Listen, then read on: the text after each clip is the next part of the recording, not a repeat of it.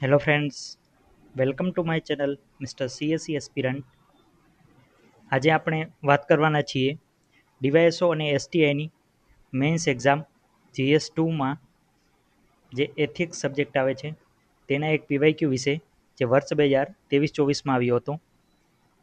પૃથ્વીના વાતાવરણને નુકસાન પહોંચાડ્યા સિવાય વિશ્વની વધતી વસ્તીને ખોરાક પૂરો પાડવો એ વિશ્વ સમક્ષ એક મોટો પડકાર છે. ચર્ચા કરો. દોસ્તો, આ ક્વેશ્ચન એથિક્સમાં કેમ છે કે આ ક્વેશ્ચનમાં બે એથિકલ ઇસ્યુ છે. એક તો હંગર વર્સિસ એન્વાયરમેન્ટલ સસ્ટેનેબિલિટી, એટલે ખાદ્ય સુરક્ષા વર્સિસ પર્યાવરણ સુરક્ષા. દોસ્તો, તો આ ક્વેશ્ચનનો આન્સર કઈ રીતે કરી શકાય? કોઈ પણ ક્વેશ્ચનનો આન્સર કરવા માટે તમારે મેન્ટલી તમે ઇન્ટ્રોનમાં શું લખશો, તમે બોડીમાં શું લખશો અને કન્ક્લુઝનમાં શું લખશો એ તમારે મેન્ટલી વિચારી લેવાનું હોય છે, જેથી તમારો આન્સર ઇઝીલી કમ્પ્લીટ થઈ જાય. દોસ્તો, આ ક્વેશ્ચનમાં આપણે ઇન્ટ્રોડક્શનમાં 21મી સદીમાં ખાદ્ય સુરક્ષા અને પર્યાવરણ સુરક્ષા એ કઈ રીતે બેવડો પડકાર છે તે બતાવશું. આપણે ઇન્ટ્રોડક્શનમાં કોઈ ડેટા આપી શકીએ છીએ કે વર્ષ 2050 સુધીમાં વર્લ્ડની પોપ્યુલેશન 10 બિલિયન થઈ જશે.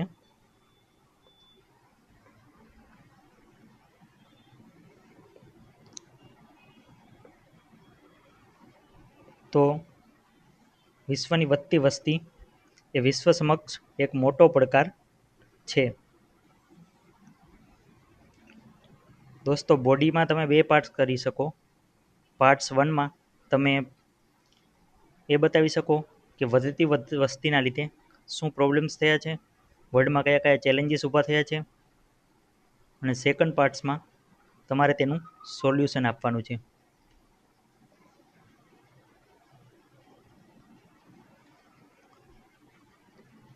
દોસ્તો, આ બંનેમાં તમે 2 થી 3 પોઈન્ટ્સ લખશો તો તમારે ટોટલ બોડીમાં 6 પોઈન્ટ્સ થઈ જશે. અને કન્ક્લુઝનમાં તમે શું લખી શકો કે ખાદ્ય સુરક્ષા અને પર્યાવરણ સુરક્ષા એ એક સિક્કાની બે બાજુ છે. એટલે કે તમે પર્યાવરણને નુકસાન પહોંચાડશો જો ખાદ્ય સુરક્ષા માટે, તો એ પર્યાવરણ ફરી પાછું રિએક્ટ કરશે અને આપણને કમોસમી વરસાદ અને દુષ્કાળ જેવી સમસ્યાઓ જોવા મળશે, જેથી ખાદ્ય સુરક્ષા પર અસર પડશે. એટલે કે ખાદ્ય સુરક્ષા વધારવા માટે જો આપણે એગ્રીકલ્ચર એક્સપાન્શન કરીએ તો તેની અસર એન્વાયરમેન્ટ પર થશે અને એન્વાયરમેન્ટના લીધે ક્લાઇમેટ ચેન્જ થશે. દોસ્તો, ક્લાઇમેટ ચેન્જની અસર ફરી પાછી એગ્રીકલ્ચર પર થશે. એટલે એક વિશિયસ સાયકલ છે. હવે આપણે મોડેલ આન્સર જોઈએ કે આ ક્વેશ્ચનનો મોડેલ આન્સર શું હોઈ શકે. દોસ્તો, આ મોડેલ આન્સરને મેં જાતે પ્રિપેર કર્યો છે. આના પરથી તમને આઈડિયા આવી શકે કે તમે મેન્સ એક્ઝામમાં ક્વેશ્ચનને કઈ રીતે એપ્રોચ કરી શકો. તમે તમારી રીતે પણ ઇન્ટ્રો, કન્ક્લુઝનને બોડી બનાવી શકો છો. આ જસ્ટ એક ઓવરવ્યૂ છે તમને કે તમે ક્વેશ્ચનને કેવી રીતે પ્રોસેસ કરો માઇન્ડમાં. એના માટે આ જસ્ટ ડેમોન્સ્ટ્રેશન છે. દોસ્તો, ઇન્ટ્રોમાં તમે લખી શકો કે 21મી સદીમાં વિશ્વ સમક્ષ બેવડો પડકાર છે. એક તરફ 2050 સુધીમાં આશરે 50 બિલિયનની વસ્તીને ખોરાક પૂરો પાડવો અને બીજી તરફ ક્લાઇમેટ ચેન્જને રોકવું. એટલે ક્ષમતા અને ટકાઉપણું, કેપેબિલિટી અને સસ્ટેનેબિલિટી વચ્ચે નૈતિક સંઘર્ષ દર્શાવે છે. તો આ તમારો ઇન્ટ્રોડક્શન થઈ જશે અને બોડીમાં તમે આ રીતે પોઈન્ટ્સ બનાવી શકો છો અને એક્ઝામ્પલ આપી શકો છો. દોસ્તો, વર્તમાન પરિસ્થિતિ અને નૈતિક પડકાર, તમે જ્યારે મેન્સ એક્ઝામમાં લખતા હોય ત્યારે તમારે એક ટોપિક સબટાઇટલ બનાવી અને ફરતું બોક્સ બનાવી અને અહીંથી પોઈન્ટ્સ લખવાની શરૂઆત કરવાની. જે રીતે પ્રોબ્લેમ્સ કે ચેલેન્જીસ કઈ રીતે છે, વિશ્વની વસ્તીને ખોરાક પૂરો પાડવો, તેના લીધે કયા કયા ચેલેન્જીસ ઊભા થાય છે. તો તમે આ રીતે એક ટાઇટલ બનાવી શકો છો કે વર્તમાન પરિસ્થિતિ અને નૈતિક પડકાર, અને આજુબાજુ બોક્સ બનાવી અને પછી તમે તમારા પોઈન્ટ્સ લખવાની શરૂઆત કરી શકો છો. ત્યારબાદ સોલ્યુશન લખી અને તમે એક બોક્સ બનાવી અને તમે સોલ્યુશન આપી શકો છો. આ રીતે એક પોઈન્ટ્સ લખવાનું અને પછી તમારે એક્ઝામ્પલ આપવાનું, જે પણ રિયલ લાઈફ એક્ઝામ્પલ હોય એ આપવાનું, જેથી તમારો ક્વેશ્ચનનો ઇમ્પેક્ટ સારો પડે અને તમને સારા માર્ક્સ મળે. દોસ્તો, વર્તમાન પરિસ્થિતિ અને નૈતિક પડકાર કઈ રીતે છે? તો વિશ્વની જેમ પોપ્યુલેશન વધશે તો તેના માટે ખાદ્ય સુરક્ષા માટે ખેતીનો વિસ્તાર થશે, અને જો ખેતીનો વિસ્તાર થશે તો એની વાતાવરણ પર નેગેટિવ ઇમ્પેક્ટ પડશે. એ નેગેટિવ ઇમ્પેક્ટ કઈ રીતે પડશે? તો તમે જોઈ શકો છો કે જીએનજી ગેસમાં વધારો થશે, બરાબર, ગ્રીન હાઉસ ગેસમાં.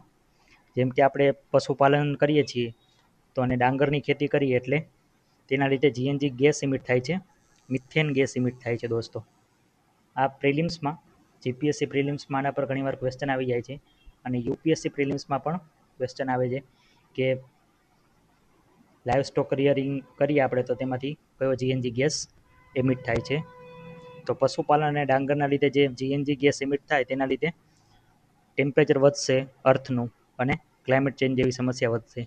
તો તમે લખી શકો છો આ સિવાય નાઇટ્રોજન ડાયોક્સાઇડનું જે આપણે ખાતર યુઝ કરીએ છીએ, યુરિયા છે, તો તેમાં નાઇટ્રોજન ડાયોક્સાઇડ આવે છે. દોસ્તો, નાઇટ્રોજન ડાયોક્સાઇડના લીધે પણ એ પણ એક જીએનજી ગેસ છે, તો તેના લીધે પણ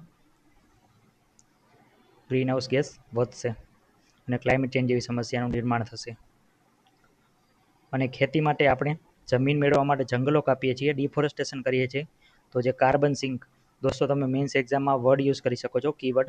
તમે જેટલા સારા કીવર્ડ યુઝ કરશો એટલા તમારા માર્ક્સ સારા આવશે.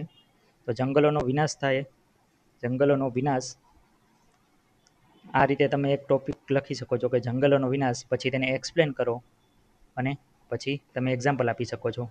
અહીંયા તમે એક્ઝામ્પલ તરીકે એમેઝોન ફોરેસ્ટ ડિફોરેસ્ટેશન, એમેઝોનનો જંગલોનો કઈ રીતે વિનાશ થઈ રહ્યો છે બ્રાઝિલમાં, તેનું એક્ઝામ્પલ આપી શકો છો. ખોરાક વિરુદ્ધ પર્યાવરણમાં ના લીધે કયા કયા ચેલેન્જીસ પેદા થશે? તો દોસ્તો, ઉત્પાદકતા એટલે કે પ્રોડક્ટિવિટી વધારશું આપણે ફર્ટિલાઇઝરનો ઉપયોગ કરીને, રાસાયણિક ખાતરોનો, તો જમીન અને પાણીનું પોલ્યુશન વધશે, અને તેના લીધે વેક્ટર બોર્ન ડિઝીઝ અને બીજી ઘણી બધી ડિઝીઝ તમને જોવા મળે છે. વર્તમાન પેઢી વિરુદ્ધ ભાવિ પેઢી એટલે કે current generation versus future generation. દોસ્તો, આ ઇન્ટર જનરેશનલ જસ્ટિસનો મુદ્દો કહી શકાય આને, કે જો અત્યારની પેઢી વધારે ઉત્પાદન માટે પર્યાવરણને નુકસાન પહોંચાડશે તો જે આવનારી પેઢી છે તેને ફળદ્રુપ જમીન અને યોગ્ય આબોહવા નહીં મળે, તો તેમની જોડે ઇનજસ્ટિસ થશે, જેને ઇન્ટરજનરેશનલ જસ્ટિસ સાથે કનેક્ટ કરવામાં આવે છે. તો દોસ્તો, તમે આ 4 મુદ્દા બતાવી અને તમારા બોડીનો પાર્ટ 1 એટલે કયા કયા ચેલેન્જીસ છે વિશ્વ સામે વધતી વસ્તીને લીધે, કયા કયા ચેલેન્જીસ છે વિશ્વની વધતી વસ્તીને ખોરાક પૂરો પાડવા માટે, કયા કયા ચેલેન્જીસ ઉત્પન્ન થયા છે. હવે સેકન્ડ પાર્ટમાં તમારે તેનું સોલ્યુશન આપવાનું છે.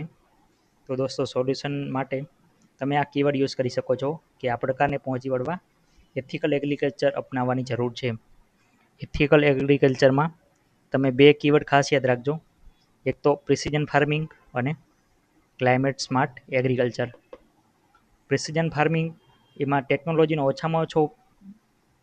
ઉપયોગ કરવામાં આવે છે, અને ખાતરનો ઓછામાં ઓછો યુઝ થાય અને પાણીનો ઓછો યુઝ થાય અને વધુ પાક લઈ શકાય, તે પ્રકારની એ ટેકનોલોજી છે.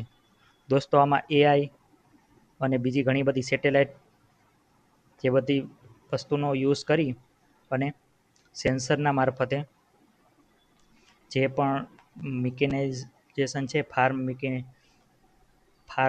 ફાર્મિંગની જે પણ ટેકનોલોજી છે તેનો યુઝ કરવામાં આવે છે, અને ખાતર અને પાણીનો ઓછો યુઝ કરી વધુ પાક મેળવવામાં આવે છે, જેથી પર્યાવરણને ઓછામાં ઓછું નુકસાન થાય અને વોટર પણ સેવ કરી શકાય. આ સિવાય દોસ્તો, આબોહવા સ્માર્ટ કૃષિ એટલે ક્લાઇમેટ સ્માર્ટ એગ્રીકલ્ચર. દોસ્તો, મેં અહીંયા ગુજરાતીમાં એટલા માટે આ બધું એક્સપ્લેનેશન આપ્યું છે કે તમને યાદ રહે. તમે ક્લાઇમેટ સ્માર્ટ એગ્રીકલ્ચર પણ યુઝ કરી શકો છો એક્ઝામમાં, અને આબોહવા સ્માર્ટ કૃષિ પણ વર્ડ યુઝ કરી શકો છો. જે બદલાતી આબોહવા છે તેને સહન કરી શકે તેવા પાકની ખેતી કરવી, જેને ક્લાઇમેટ સ્માર્ટ એગ્રીકલ્ચર કહેવાય. દોસ્તો, ક્લાઇમેટ જે રીતે ચેન્જ થાય, ક્લાઇમેટ ચેન્જના લીધે વેધર જે રીતે ચેન્જ થાય અને ક્લાઇમેટ જે રીતે ચેન્જ થાય કોઈ પણ રિજિયનનું, તેમાં જે પાક છે એ સહન કરી શકે, જે એડેપ્ટ કરી શકે, તો તેવા પાકોનું વાવેતર કરવું. જેમ કે મિલેટ. દોસ્તો, મિલેટ પર ફોકસ કરવામાં આવે છે. જેમ કે રાજસ્થાન જેવા એક્સ્ટ્રીમ વેધરમાં મિલેટ ખૂબ થાય છે.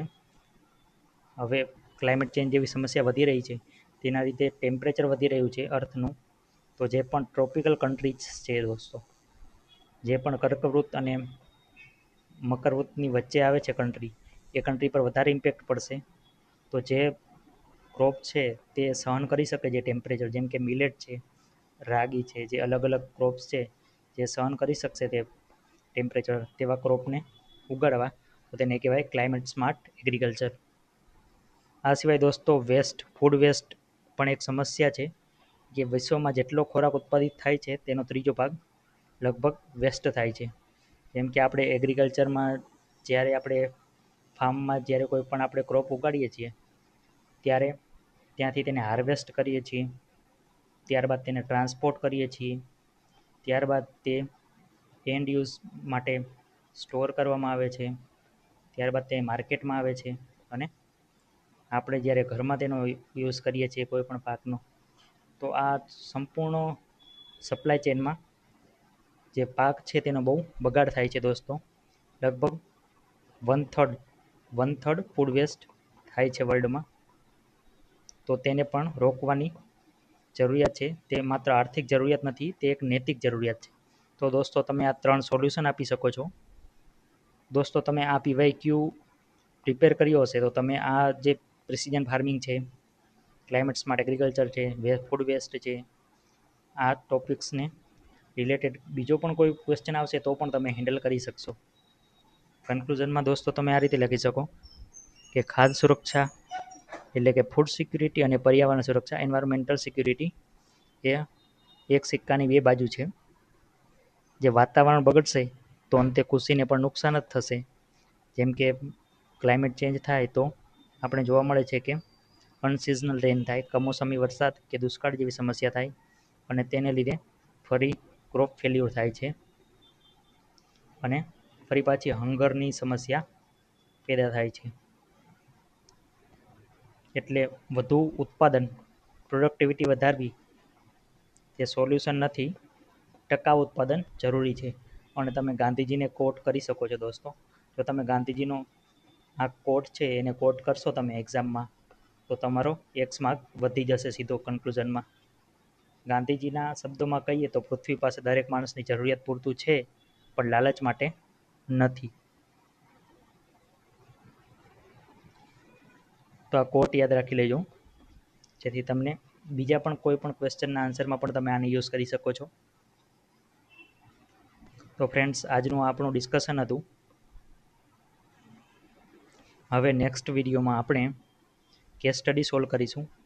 જે 3 કેસ સ્ટડી આવેલી છે, આ DYSO મેન્સ 2023-24માં આવેલી એક કેસ સ્ટડી છે. આ સિવાય STI મેન્સ 2024-25માં પણ 2 કેસ સ્ટડી પૂછવામાં આવેલી છે. તેને આપણે નેક્સ્ટ વિડીયોમાં સોલ્વ કરીશું. ફ્રેન્ડ, તમને આ વિડીયો સારો લાગ્યો તો લાઈક કરવાનું ના ભૂલતા, અને કમેન્ટ બોક્સમાં તમારો અભિપ્રાય આપજો, જેથી આપણે આગળ શું ઇમ્પ્રુવમેન્ટ કરી શકાય તેના પર વર્ક કરીશું.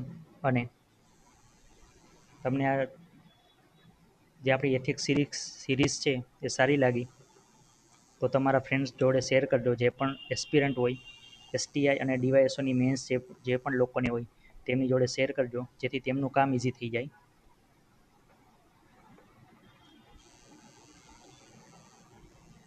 જય હિન્દ ફ્રેન્ડ્સ. મળીશું આગામી વિડીયોમાં કેસ સ્ટડીના સોલ્યુશન સાથે.